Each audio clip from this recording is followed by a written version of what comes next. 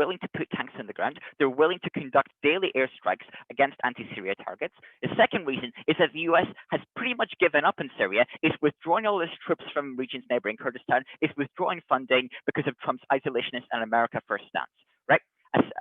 The Kurds are running out of options real fast, and Assad is taking over more and more territory in Syria, especially as ISIS is largely defeated as well. Second point of characterization, when Assad wins in Syria, or simply does better and has control of most of the country, note that he has a strongman image. He wants to maintain a monopoly of force within his own country because he's really paranoid of internal forces working against him. That's going to be important as well. Third key point, which we're going to prove, is that this makes the US super mad and makes it threaten to cut as much military aid to Israel, and why that's really bad. A lot of rebuttal will be integrated. Okay, so firstly then, on why this angers the US. I think opening opposition spent a lot of time talking about how, okay, well, Iran and Syria and the Saudis, yeah, they hate Israel a lot already, but this is going to make them a little bit more extra mad. And government asks a lot of questions about what the delta here is. However, what we're going to prove is why this angers the US. This is really important in this debate because they're the biggest ally of Israel. They're their biggest fan, but also they're the most powerful ally you can have because of the sheer amount of funding and military deployment capability that it has. Notice this directly engages with the government's best case of why, even if the Kurds do well and because of our support, this is further amplifies our impact of angering the US. What does this look like? Let's talk you through the mechanisms in a bread and butter way. So the Kurds are empowered because you sent them more weapons. A lot of those weapons go to Kurdish troops that are like on the borders of Turkey, but also some of them probably make their way into Turkey as well, because Kurdish militias like to conduct a lot of internal activities within Turkey, such as terror attacks and things like that, right? So Turkey reacts to this viciously for two key reasons. Firstly, because they see the independence of Kurdistan on its border as a territorial threat, because the Kurds lay claim to some land that Turkey also lays claim to, and Turkey sees this as an existential threat to the existence of its sovereignty and its country. Secondly, they're really afraid of domestic terror attacks. At the point where you give the Kurds more weapons, I think Turkey is going to be really angry at that and rightfully concerned. What does Turkey then do? Context: Turkey is a NATO member. Turkey, seeing this huge threat to its country, threatens to activate NATO defense articles. It says to the EU and the US, as it's threatened to do in the past already, look, if you don't stand up for us now when our country is under threat, then your NATO promises, America, mean nothing to the world. This will make US politicians absolutely livid and put them in a hugely tough position for two key reasons. Firstly, because it's the first major test of NATO. Rarely before has a NATO country been put under such direct military threat as with the existence of Kurdistan within Turkey or on Turkey's border. This threatens the US role as world leader by imposing on these US politicians a key test as to how much they're willing to step up to their NATO promises. Secondly, it's going to decrease the buy-in into NATO of countries in the Baltic, of countries in Eastern Europe, for example, and South Korea and all over the world. At the point where they see, like, if the US chooses to back Israel instead of Turkey, then those countries are going to not really buy into NATO as much because they think the US promises don't mean anything. It's not willing to defend Turkey's territorial integrity. Why would it defend us as well? So this is going to make it really difficult for US politicians and going to make them really angry. What are the impacts of this specifically for Israel? Firstly, they have to condemn Israeli action. They have to condemn Israeli tanks or troops on the Turkish border and funding like Kurdish Peshmerga groups both in and outside Turkey, and they have to support Turkey against Israel. Secondly, they threaten to cut military aid to Israel, saying, look, you can't be using this to attack a NATO member or to threaten the integrity of a NATO member. This is really important because then other countries in the region see Israel as weak at the point where the US actually threatens to cut support to them. Hugely bad for Israel. Thirdly, it makes it controversial to support Israel within the US because there are two sides to the story and lessens the amount of bipartisan support that Israel has enjoyed for a while. This is a winning impact in this debate because unlike what I've talked about, the US is specifically the most powerful ally of Israel and one of its few strongest allies, and that's why it's important to not anger them through this action by essentially attacking a NATO member. Second point on Assad's victory and why that takes out Iran. Before I go on, I'll take OG. OG?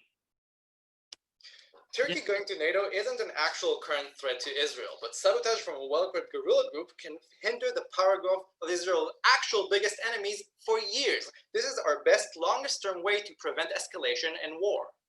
Thank you. My second point engages with this, but like I think the US threatening to cut military ties to Israel makes Israel seem really vulnerable and really scared, and this is something that's really bad for the country. Okay, second point, on Assad's victory in taking out Iran. This clashes directly with the OG case about Israel's interest in the region. Under the status quo, Assad tolerates the presence of the Iranian Revolutionary Guard Corps and also Hezbollah in Syria. Why? Because for a while he was losing the war pretty badly. He was like super desperate for military support and backing from anybody, including Iran. So what happens if you help the Kurds is you prolong that conflict, you prolong the time for which Assad isn't sure whether or not he's going to stay in power, and this really stretches out his forces across the country, right? So it means he's further reliant on Iranian presence. I think tag this, but don't necessarily do all this analysis. What happens on our side, because we characterize Assad's strongman image, is when Assad is winning, he is able to lessen his dependence on Iranian support. He's likely to kick out Iran from his country completely. Why? Because he wants a strongman image. He wants a monopoly of forces in his country. Crucially, he's afraid that these Iranian troops will turn against him and support Shia militias in the country that Iran might support because they're also Shia, that Assad has been oppressing. So Assad is really scared of these Iranian troops. At the point where you lessen his dependence, when he's winning on side opposition, that's when he can kick them out. What is the impact of this? Firstly, we win directly on Gov's metric, because Israel doesn't need to conduct anti-Iranian operations in Syria if Assad kind of does that for them and just kicks out a lot of the Iranians from his country. But secondly, it means under closing opposition uniquely, we lessen the ability of Iran and Hezbollah to supply weapons and support via Syria at the point where Assad maintains more control over it, and because of his strongman image, is likely to maintain the need for monopoly of force and kick out the Iranian militia so they don't threaten his rule. They will win this debate for two key reasons. Firstly, we prove why you are one of Israel's few and most powerful allies. Secondly, because we show why Assad will do what we want for us and kick out Iranian troops from the region. For that reason, never been prouder to stand in closing opposition.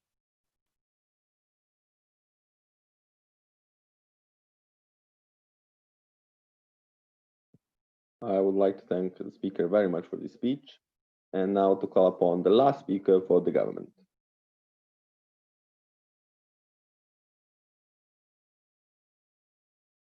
Can you hear me? We can. Cool.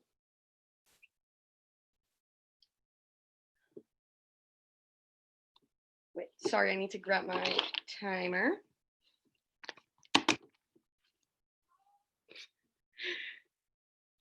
So I think closing government wins this debate in the following way. OG talks about the short term and why it's convenient to have certain geographical places. We explained to you why Syria in the long run is more likely to become a useful ally. But moreover, we talk about the most useful ally Israel can have, namely the US, and why we actually gain more power. I think we take it over at the moment that they talk about getting more hate from regional actors. I think that our extension actually beats this. Note that hate fluctuates, right? So maybe for a few years, this will actually spark more anger. Note, however, though, that what the rule explains is that there are long-term containment measures, namely having a seat at the table in Syria, namely making sure that the US keeps backing them. So I think in that sense, right, our extension directly beat them. I also think that we beat CO. One, for a strategic reason, given that the member didn't engage at all, and integrated rebuttal doesn't mean you actually rebut. But second of all, also note that their context is never actually contrasted with any of the realistic context that the rule gives you. I think based on that, we've already taken this debate. I don't have to do a whole lot. Let's first start with alliances with other countries. So OO stands up and says that other regional actors will hate them even more. I think that there are a few problems. First of all, note that OO has a difficulty explaining what the delta actually means, right? They talk about a few more attacks, but I don't think that they actually explicitly weigh this off, right? If it's a few more attacks, I'm willing to say that I would prefer the US giving more financial aid. I think that's actually more helpful. But second of all, note that they never explain the fact that many countries also don't like the Syrian regime, right? Note that there is a specific ethnic divide in the Middle East and that Syria isn't one specific side of it. So I don't think that everyone is going to be angry that Israel actually helps the Kurds. I think that many countries are going to be happy that someone is standing against the Syrian regime. But third of all, they never explain why the Syrian conflict is worth this anger, right? Note that OO themselves says that Syria is a mess, which means I don't think that many countries are willing to actually put an effort to involve themselves in this mess. But second of all, Syria is far away from many countries, right? So I don't think that the countries give that many shits. So that means that I think that Iran, for instance, already hates Israel, and it might get a little bit worse. I think that we actually explained that there's far more potential in increasing bonds with the Kurds, in increasing the bonds with the US. I think that means that the Israel comparatively gains more power by having more allies. That means that they have more protection, right? Because they have more allies that can potentially also retaliate. That means that all of those countries that might hate Israel more are now simultaneously also more scared to actually attack them. I think that OO never deals with this specific weighing. Then let's talk about our extension. So we explained to you that currently in the US, there's a lack of political capital for the US to help Israel for various reasons. We explained that helping the Kurds is actually a very specific way in which the US can be kind of intrigued by Israel again, right? It can be useful. Namely, the specific reason that Syria is a proxy war with Russia, right? And the fact that Israel now starts meddling with actually the only actor that has any meaning in this conflict still means that the US actually gains control here and really, really likes this. OO says, oh, but they do not care because they've been pulling out. That's exactly what Hul tells you. He tells you that the people don't care, that there is no political capital, but US politics, US diplomats, the CIA cares, right? That's what we're talking about. And that's a crucial link here. The US can't do this themselves. Only Israel can do this for them. That actually means that specifically in this sense, right? Israel needs to step in to become useful again. Then let me deal with the ridiculous extension that we get from CO. The first thing that they say is, oh, but they're going to get into Turkey. And that's really, really bad because the US will be angry. The US doesn't give a shit about Turkey, right? The US had been arming Kurds before all of this was happening, right? They care more about beating their biggest enemy, namely Russia, than they care about some minor ass country as Turkey, right? I think that the CO case is predicated on the idea that the US cares more about Turkey than about Russia. I think that's absolutely ridiculous.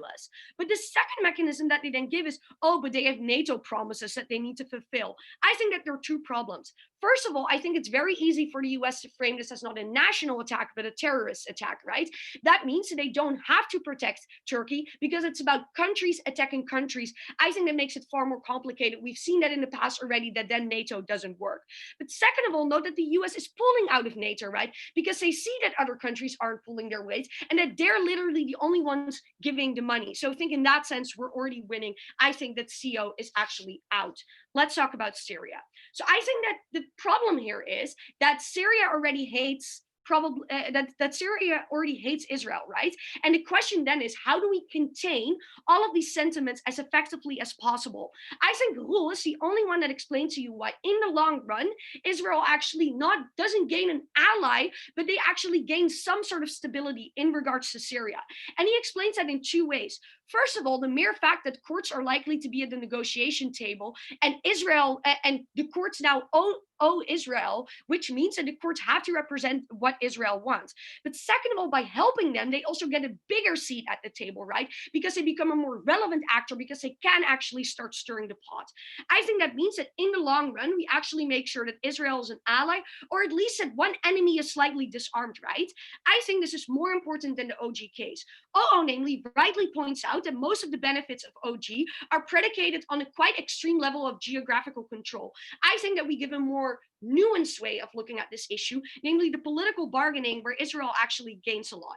Lastly, I want to deal with the idea of OO, namely people will then hate Israel more and fight. They don't really explain what they will fight for, right? Like if they're going to fight for terrorist organizations, they don't really explain why a few more people matter that much. But second of all, I think it's relatively uncomparative given the anti-Israel rhetoric that's already present. Then I want to deal with the CO case. They say the conflict gets longer, therefore you get more Iranian weapons and you're stronger. First of all, I think that's uncomparative, right? Given that I think that Iran has a stake in Syria and is therefore likely anyways to keep supplying arms. But I think second of all, know that that's actually more likely to happen at the moment that Israel's no influence, right? We tell you that by Israel has a foot in the door through the Kurds. That actually means that the Kurds can help negotiate less attachment from Iran. And therefore, actually, I think that the Kurds can make sure that it's being bargained for, that Iran slowly but surely pulls out. I don't think that's a real argument, also given a lack of CO engagement. Lastly, I want to talk about the domestic hawks. Again, no engagement. We explained to you that this is a good conflict to distract them with, right? Given that this is a conflict where there's more to win for the hawks, given that it's not a stalemate. But second of all, that they have similar narratives. conflicts, right? It is about owning a piece of land, but you don't have the autonomy to actually rule it. I think that's a sympathetic issue. That means that the Hawks are able to gain legitimacy in a better conflict. I think that's incredibly good for the Israeli politics. CG. I'd like to thank the speaker very much for the speech. And now I'd like to call upon the last speaker for the opposition. Okay, I just have to spread out some papers. Sure, take it. While I'm doing that. So during this debate, I've had a bit of a stutter with some connections. I'm not sure if that's at my end or someone else's. If I do freeze up, yeah, can someone just message me or something and just tell me when I end and I'll restart. Hopefully it won't be an issue. Of course. Let me put these in the right order. Sorry.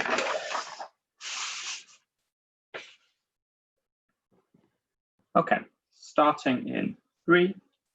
Oh, no, these are not in the right order. Apologies, sorry. Starting in 3, 2, 1. Panel, Ivan doesn't have to say, and this hits CG every time his extension beats their case in order to be engaging. Probably the burden on GovWhip is to try to understand the extension and how it interacts with their case, and then respond to it in a way that isn't incredibly superficial. What I'm going to do to start this speech then is explain what Ivan's extension is, deal with the, I think, quite shallow responses we get to it, because Leiden just wanted to have a Leiden on Leiden debate, and then explain why it is it takes their case out of the debate. That is, I'll go team by team, actually, and we're up against all teams in this debate. Firstly, Ivan's extension. I think Ivan does the analysis quite well, so I'll just remind you of the headlines. Firstly, on US anger, both in terms of like NATO relations, but also in terms of like reducing US support in Israel. Secondly, though, critically, on Assad and his power within Syria, why it is likely on their side of the house that this conflict goes on longer, that you destabilize Assad. On our side, he becomes stable, and critically, his own incentives mean that he wants Syria out. We get no response on that. What are the responses they do give us then? Firstly, let's talk about this US incentive thing. Firstly, they say, oh, the US just don't care about Turkey and Kurdistan. This is afactual. Trump has withdrawn troops from the Kurdish region due to an agreement with Erdogan. That is, there is a relationship here, and presumably, if this relationship is violated by an ally of the US, Erdogan is able to leverage that relation and the image of US in terms of keeping up its agreements on the international stage to prevent support to Israel. Secondly, on NATO, they say, look, the US doesn't care about NATO. This is silly. Trump at the latest NATO summit reaffirmed his commitment. That's the last time Trump is probably ever going to do this. And the reason is because to the degree they care about Russia influence in Europe, NATO is important. The next US president is likely Biden. Biden has promised that he will be committing far more significantly to NATO. The US is involved in NATO for the coming future. And that means when a NATO member is able to say that they are under attack in a way that they have treaties with the US with in the past, the US is affirmed to that commitment to not support the attacker of that NATO country, because otherwise they worry about the perception of losing any influence on Balkan states, the ones that presumably Russian influence is most valid for. Finally, though, I think if it's to the degree they care about Russian influence in Syria, they probably don't care that much about Russian influence in Syria. See their withdrawal and CO's own claim on isolationist policy, CG's own claim on isolationist policy. Secondly, then, on this thing about Assad, they say, look, Iran is going to keep supplying arms anyway. This just misses the point. The point is we don't care if you give Assad arms because he's a relatively stable actor. The problem is particularly, as OG say, Hezbollah and Iranian National Guard bases in Syria.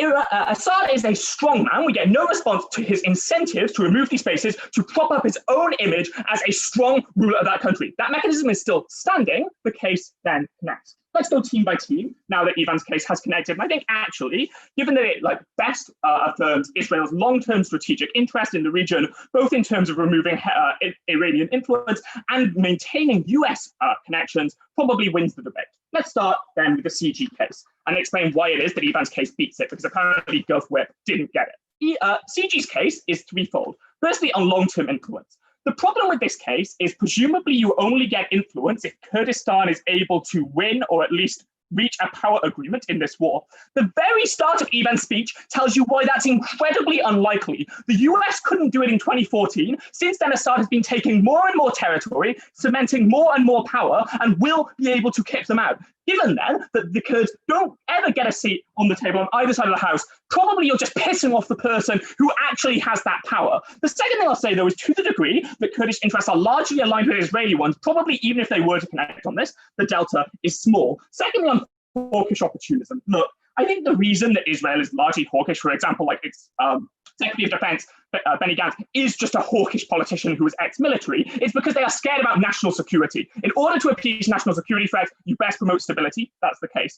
Finally, on Israel-US relations, I think we hit this really hard. I just want to point out, though, that there's probably an inherent conflict in their case. They say US politicians are largely isolationist and don't care about what goes on that much in Syria. They then say, oh, but the CIA or the military really cares. Fucking great. I don't care what the CIA or the military think because they affirm their strategic interests in the region anyway.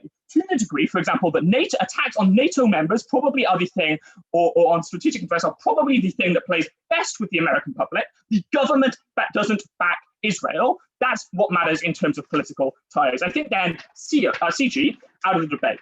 Next, let's talk quickly about OO. I think the problem with OO is they run a generic anger case without ever connecting with actually what the impacts of that are significantly. That is, military impact activity in Syria, I think, is headline, but they never explain critically why that military impact goes down on our side of the house. In the critical sense of Hezbollah, it's Iran who connects with that. Equally, tensions getting bigger, I think, is just inherently small delta, given that I don't know what activity that means people take. Ivan explains why critically the US as an actor accrues the largest of these tensions and overcomes them. Finally, on Hezbollah basis, they say it's about funding. We tell you why Assad specifically gets rid of them. They get like slightly less funding. Probably they're funded enough on either side. We're the team who manages to make the big impact here. Before I go on to OG, I'll take their POI though. Israel is actually strong enough militarily to not care about US support as much. What it does care about is long-range missile targeting civilian population when the next escalation happens. Yeah, okay. That is the largest impact of the debate. Yeah, thanks. I get this. Firstly, note our material about Hezbollah bases being removed already takes the long-range missile thing largely out of the debate. The second thing I'll notice, though, in terms of like Israeli perceptions of security, the US involvement is actually the critical thing that stops them being attacked. See, like, op bench. What that means is probably they do end up caring about this, even if they are militarily strong individually. Three impacts from OG then. Firstly, on strategic power in Syria. The first thing I'll note is to the degree Ivan proves that Assad is very unlikely to invade Israel because of the knowledge of curtailment by his allies, say Russia, for example, who also probably has interest in stability in the region. What that means is this actual threat is very small in terms of strategic power. He's curtailed by his own incentives. The second thing to say, though, is they're just a comparable power to Israel on either side of the house. I don't think that Syria itself is the threat. Secondly, on risk of war. Look, I think this continually builds as long as the war happens in Syria. Presumably they want to have like Israeli troops or Israeli interests in the region who are likely to be attacked. They increase in the long term the risk of war. Finally, on Hezbollah. Look, they don't deal with Hezbollah. They don't have boots on the ground invading the entire of Syria. That means Hezbollah bases presumably still exist in Syria on their side of the house to the degree the war goes on. These bases are only removed in closing opposition. On interests and on security, closing opposition win this debate.